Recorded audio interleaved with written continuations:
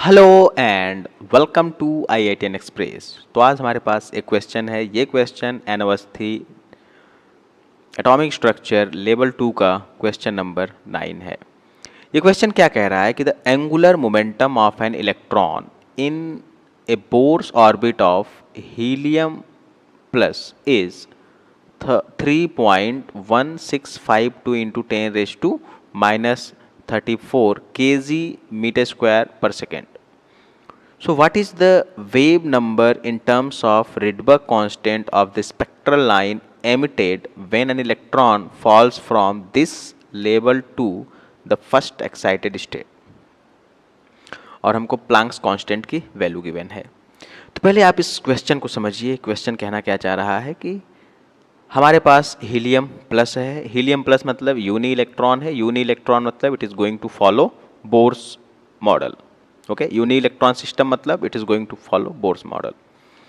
अब हीलियम है हमारे पास और इसमें एक इलेक्ट्रॉन है और ये इलेक्ट्रॉन रिवॉल्व कर रहा है। ठीक है, इलेक्ट्रॉन इसमें रिवॉल्व कर रहा है और इलेक्ट्रॉन का जो है एंगुलर मोमेंटम हमको गिवन है और जिसमें ये रिवॉल्व कर रहा है वो nth लेवल है और nth लेवल का एंगुलर मोमेंटम हमको गिवन है। फिर क्या होता है कि ये जो इलेक्ट्रॉन है ये nth लेवल से फॉल करता है कहाँ पे? फर्स्ट एक्साइटेड स्टेट में, मतलब n=2 में, और ये स्पेक्ट्रल लाइन एमिट करता है। ठीक है, ये स्पेक्ट्रल लाइन एमिट करता है जब ये nth लेवल से n=2 में फॉल करता है। तो n=2 हमको पता है और ये वैल्यू हमको फाइंड करनी है। ठीक है, और इस ऑर्बिट का हमको एंगुलर मोमेंटम दिया है कि इस ऑर्बिट में जो इलेक्ट्रॉन है उसका एंगुलर मोमेंटम ये है। जब ये इलेक्ट्रॉन यहाँ से यहाँ फॉल किया तो स्पेक्ट्रल लाइन एमिट हुई और हमको क्या बताना है? वेव नंबर बताना है। इस स्पेक्ट्रल लाइन का वेव नंबर बताना है। ठीक है, in terms of Rydberg constant. तो आप देखिए हमारे पास गिवन क्या है?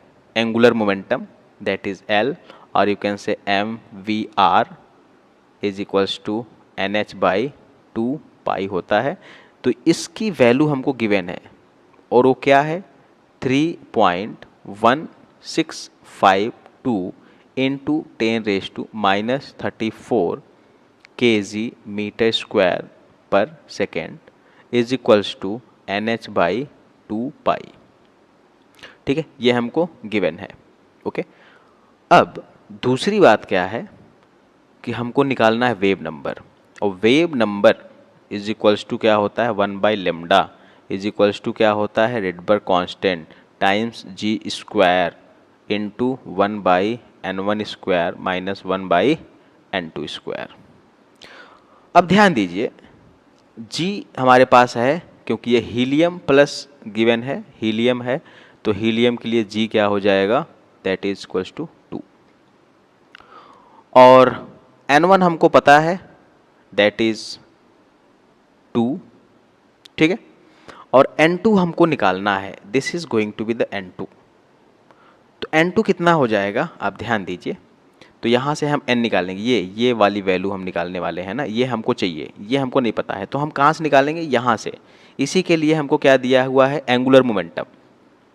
तो आप देखिए कि n2 इज इक्वल्स टू, आप इसको n2 लिख लीजिए। n2 इज इक्वल्स टू क्या होने वाला है कि 2 पाई को उधर भेज दे रहे हैं, तो 2 pi into 3.1652 into 10⁻⁻34 kg metre square पर second divided by 6.626 into 10⁻⁻34 joule second. Okay, अब ध्यान दीजिए यहाँ पे 10⁻⁻34 और 10⁻⁻34 गॉट कैंसिल्ड आउट, और इसकी जब वैल्यू हम पुट करेंगे, इसको इलाबोरेट करेंगे, तो ये क्या हो जाएगा? 2 into 3.14 into 3.1652 divided by 6.626। Okay, जब हम इनको मल्टीप्लाई करेंगे और मल्टीप्लाई करने के बाद इनको सिंप्लीफाई करेंगे या डिवाइड करेंगे तो हमारे पास क्या आता है, 2 इंटू 3.14 इंटू 3.1652, ये आएगा अप्रॉक्सीमेटली 19 पॉइंट, ये कितना आ जाएगा अप्रॉक्सीमेटली 19.877 डिवाइडेड बाई क्या होने वाला है 6.626। अगर इसको हम डिवाइड करेंगे तो हमको जो वैल्यू मिलेगी, हमको जो वैल्यू मिलने वाली है वो कितना मिलेगा, अप्रॉक्सीमेटली 3 मिलेगा। ठीक है, अप्रॉक्सीमेटली 3 मिलेगा, मतलब कि आंसर एन की वैल्यू जो हमको मिलने वाली है वो 2.999 मिलेगा, मतलब इट्स गोइंग टू बी 3, क्योंकि जो एन होता है, एन की वैल्यू क्या होती है, इंटीजर। ठीक है, क्वांटम नंबर हमेशा, प्रिंसिपल क्वांटम नंबर क्या होता है, इंटीजर। तो आप ध्यान दीजिए कि n equals to n2 equals to 3 से n1 इक्वल्स टू 2 में आ रहा है।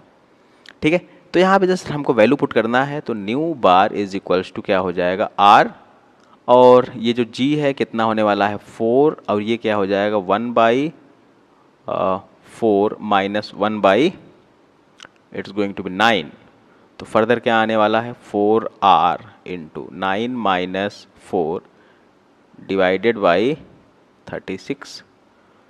फर्दर अगर हम इसको सॉल्व करें तो हमको क्या मिलने वाला है, ध्यान दीजिए, nu bar is equals to 4r into 5 divided by 36, और ये कितना हो जाएगा 9। तो nu bar is equals to 5/9r, r क्या है, रिडबर कांस्टेंट। ओके, तो यहाँ से देखिए कि जो वेव नंबर आया है, वेव नंबर कितना आ गया, nu bar is equals to 5/9r। Option check करिए यहाँ पे कौन सा ऑप्शन सही होने वाला है, option B 5r divide by 9। So option B is going to be the correct answer. Okay, so hope you got the answer. अगर आपको कोई भी कॉन्सेप्ट ना समझ में आया हो तो आप कमेंट बॉक्स में उसको लिख सकते हैं, मैं वहाँ आपको अच्छे से समझाऊंगा। अगर यहाँ पे आपको समझ में नहीं आया हो तो कोई भी आपको डाउट हो, कोई भी आपको थोड़ा सा भी डाउट लगे तो you are welcome into the comment box. Okay, so hope you got the answer. Thanks for watching and have a good day.